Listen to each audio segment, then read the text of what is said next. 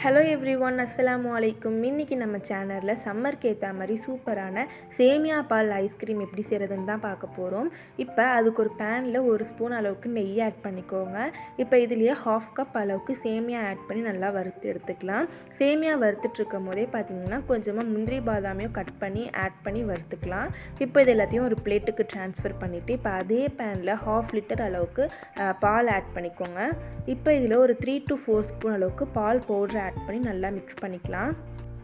இப்போ இதில் வறுத்து வச்சுருக்க சேமியாவே ஆட் பண்ணி நல்லா மிக்ஸ் பண்ணிக்கலாம்.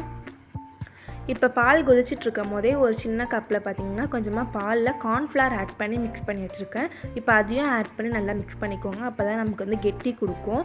இப்போ இதில் டேஸ்ட்டுக்கு ஏற்ற அளவுக்கு சுகரும் ஆட் பண்ணி மிக்ஸ் பண்ணிக்கலாம். இப்போ இந்த மாதிரி கன்சிஸ்டன்சிக்கு வந்ததுக்கப்புறமா நம்ம ஸ்டவ் ஆஃப் பண்ணிட்டு ஒரு பவுலுக்கு ட்ரான்ஸ்ஃபர் பண்ணி நல்லா ஆற விட்டுருங்க. அப்போ தான் நம்ம ஐஸ்கிரீம் மோல்டில் ஊற்ற முடியும்.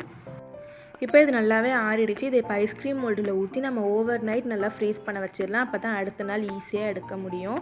இப்போ நெக்ஸ்ட் டே ஆகிடுச்சு. ஸோ கொஞ்சமாக தண்ணியில் நம்ம காமிச்சிட்டு எடுத்தோம் அப்படின்னா நமக்கு ஈஸியாக எடுத்துடலாம். அவ்வளோதான், சூப்பரான சேமியா பால் ஐஸ்கிரீம் ரெடி.